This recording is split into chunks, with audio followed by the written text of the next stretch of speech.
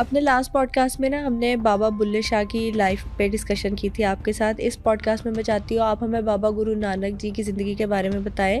سب سے پہلے یہ سوال لوگوں کے ذہن میں آتا ہے کہ بابا گرو نانک تھے کون؟ گرو نانک جو ہے نا وہ آئیڈینٹیکل پرسنالٹی ہے. گرو نانک کی جہاں سے آغاز ہے نا، مطلب اس کو تھوڑی سی ان کی لائف کو پڑھنا پڑے گا. ویسے تو ان کا جو خاندان تھا وہ ہندو تھا، ٹھیک ہے. ان کے جو مہتا رائے بیدی ان کے جو والد صاحب تھے، اوکے. اور کھتری خاندان سے تھے. لیکن وہ پہلے دن سے ہی گرو نانک کی جو آپ سمجھ لیں نا کہ خالق کے ساتھ کچھ جڑاوت ہوتی ہے نا، وہ ڈیفرنٹ تھی. یعنی 7 سال کی عمر میں وہ جب سید حسن شاہ کے پاس ان کو پڑھنے کے لیے بٹھایا گیا تو سید حسن شاہ نے ان کو پڑھانا شروع کیا. اب عربی فارسی پڑھنے کے لیے، یعنی ہندو خاندان میں پیدا ہونے کے بعد ان کو جہاں بٹھایا گیا تو جب حسن شاہ صاحب نے ان سے کہا کہ چلو شروع کرو، تو پہلا لفظ قرآن پاک، عربی فارسی پڑھائی جاتی تھی تو قرآن پاک سے پڑھائی جاتی تھی نا، ایسے ہی ہے. عربی پڑھائی جاتی تھی. ان کا الف. تو گرو نانک کے بارے میں ان کی لائف سٹائل میں پہلا جو لفظ آتا ہے، پہلی جو سٹوری ہے ان کی، 6 سال کے تھے یا 7 سال کے ہوں گے. ان کے جی الف، گرو نانک نے کہا ایکتا. اچھا. ایک، یہ سارے جتنے لوگ ہیں وہ ایک ہیں. تو وہ حسن شاہ صاحب جو ہے انہوں نے جب یہ سنا، ان کا ایڈی چھوٹی عمر دے پتر ہے تو اتنی بڑی بات کی کر دی. کہہ رہے ہیں. تو پھر گرو نانک کو انہوں نے پڑھانا شروع کیا. گرو نانک شروع سے ہی جو تھے، اچھا اب جہاں پہ حسن شاہ صاحب کا ذکر کر رہا ہوں، یہ جو علاقہ ہے نا سلطان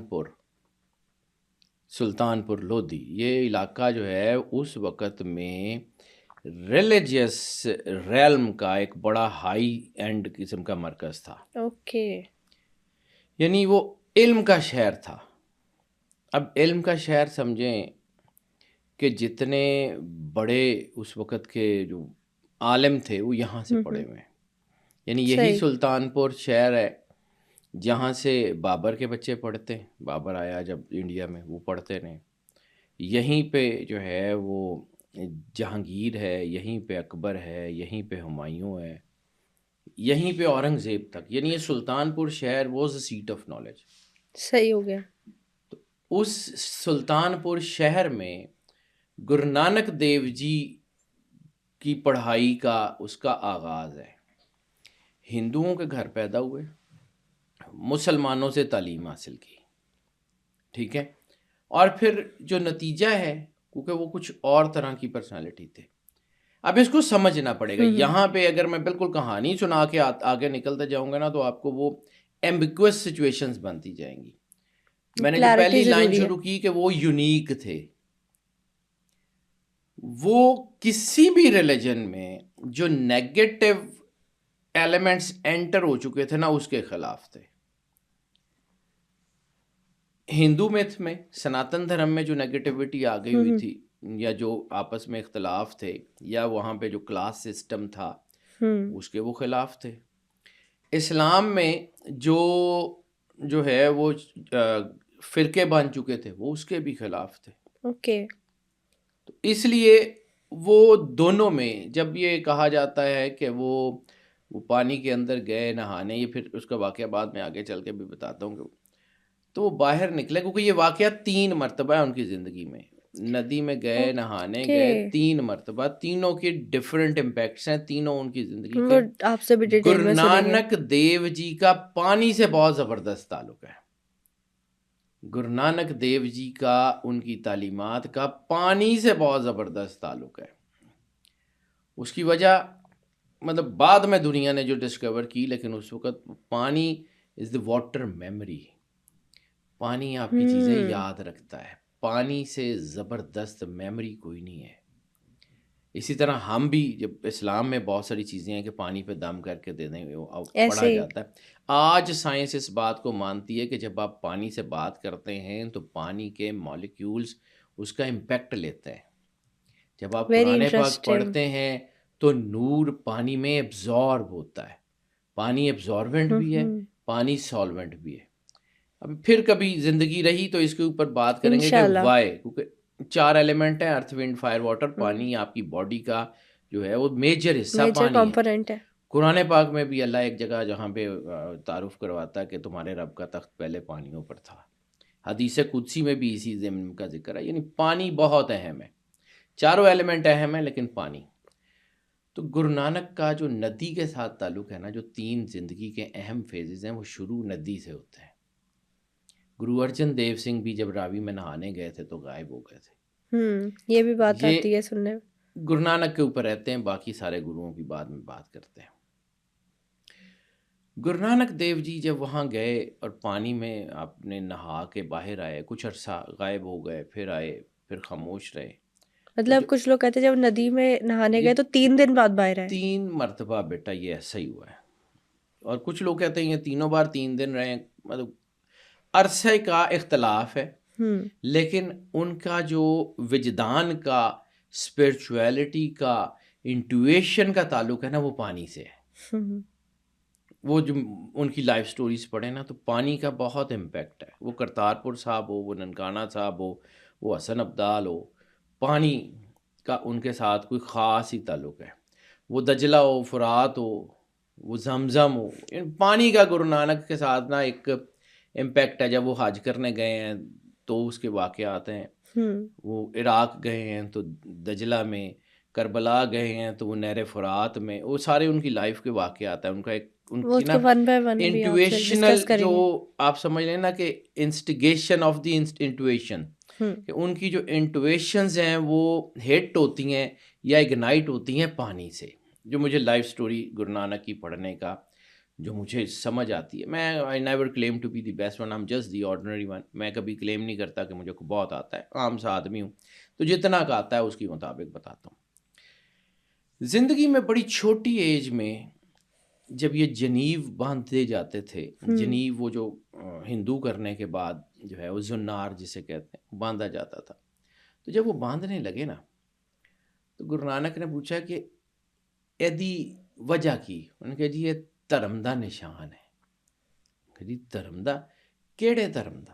انہوں نے کہا جی سناتن دھرم جدے اسی پالن. تو انہوں نے کہا باقی دھرم کدے نے؟ انہوں نے کہا جی وہی ایک کوئی ہے جنہیں بنائے نے مختلف نے. انہوں نے کہا پھر وہ دھاگا کیوں نہیں بن دے جڑا سارے دھرماں نال پرویا ہوئے، اکلا ایکو دھرم کیوں؟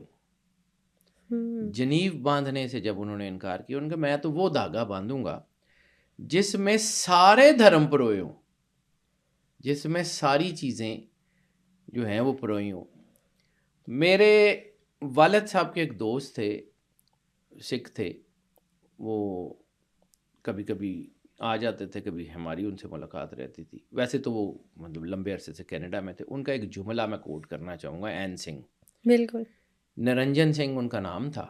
تو ہی واز اے گیانی، وہ جسے ہم عالم کہتے ہیں. وہ گرنتھی بھی تھے اور گیانی بھی تھے. تو ان سے ایک دن میں چھوٹا تھا تو میرے والد صاحب نے پوچھا کہ این سنگھ جی یہ دسو کہ گرو نانک وہ پرسنالٹی ہے جہدے نال سارے مذہب پیار کرتے ہیں. کی ایسی چیز ہے گرو نانک دے وچ جہدے نال سارے ہندو بھی انہاں نال پیار کرتے ہیں، مسلمان بھی انہاں نال پیار کرتے ہیں، سکھاں دے گرو نے وہ بھی انہاں نال پیار کرتے ہیں.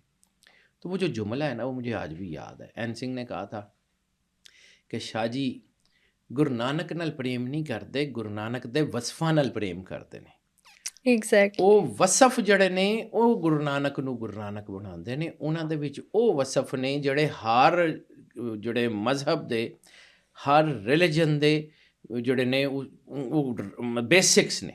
ہی از دا مین وچ is connected to the basics of every religion. اب ایک یہاں پہ ایک اور راستہ ہوتا ہے کہ جی ایک مذہب ہے تو کسی ایک میں ہونا چاہیے، یا مسلمان ہو یا اسلام. مطلب پھر سکھ مذہب والوں نے اپنا پیشوا کیسے وہ مانتے ہیں؟ میں اسی طرف آنا چاہ رہا ہوں بیٹا. گرو نانک کی جو پرسنالٹی ہے نا وہ ایک آفاقی پرسنالٹی ہے. وہ لوگوں سے محبت کا درس دیتے ہیں، وہ لوگوں کو کھانا کھلاتے ہیں، وہ انسانیت سے پیار کرنے والی پرسنالٹی ہے. وہ اپنے آپ کو بند نہیں کرتے کسی ایک چیز میں. ٹھیک ہے, میں اپنی بات کروں تو میں سرور انبیاء صلی اللہ علیہ وآلہ وسلم کا کلمہ پڑھتا ہوں, الحمدللہ مسلمان ہوں. ٹھیک ہے, میری دانست میں جتنا میں نے ریلیجن پڑھا مجھے پتہ لگا کہ یہ جو ہے نا دس از دی رائٹیس پاتھ, ایسے تو میں دین اس کے کامل اوپر ہے. ہوں. ہر بندہ اپنی اپنی جگہ پہ ہے, لیکن ایک راستہ ہوتا ہے معروف, یعنی آپ نے اسلام آباد جانا ہے, موٹر وے پہ بھی آپ جا سکتے ہیں, جی ٹی روڈ پہ بھی جا سکتے ہیں. کوئی ایک راستہ جو اندر سے گاؤں کے بیچ میں سے گزرتا ہے وہ بھی ہوگا. راستے ڈینائی نہیں کیے جا سکتے. ہاں کچھ راستے مشکل ہوتے ہیں, موٹر وے پہ جائیں گے اسپیڈ سے چلے جائیں گے. ریلیجن کا راستہ وہ ہے کہ جب آپ نے اللہ کے قریب جانا ہے, شریعت کا راستہ ہے, تو وہ سب سے زیادہ اسپیڈی راستہ جو ہے وہ وہی ہے کہ جب آپ ایک ریلیجن کو فالو کریں گے, اس کی شریعت کو عمل کریں گے, آپ پہنچ جائیں گے. ٹھیک ہے, ہو سکتا ہے اس میں آپ کو کچھ جیسے ٹول پلازاز یا سمجھ لیں کہ آپ کو عبادت زیادہ کرنی پڑتی ہے, کچھ چیزیں کرنی پڑتی ہیں, اوکے, لیکن آپ سکون سے چلے جاتے ہیں. ایک اور راستہ ہے جہاں پہ کوئی سڑک ٹوٹی ہو سکتی ہے, کوئی اتار چڑھاؤ ہو سکتے ہیں, ہرڈلز ہوں گی. یہ فقیر کا راستہ ہوتا ہے. یعنی جیسے بلے شاہ جو ہے وہ تھے تو مسلمان, لیکن لوگ ان کو کبھی کافر کہتے تھے, کبھی کچھ کہتے تھے, کیونکہ ہی واز ناٹ آن دا معروف راستہ. فقیر کا راستہ غیر معروف ہوتا ہے, لیکن بعض اوقات غیر معروف راستہ معروف راستے سے زیادہ قیمتی ہو جاتا ہے. بالکل صحیح بات. اس چیز کو سمجھیے.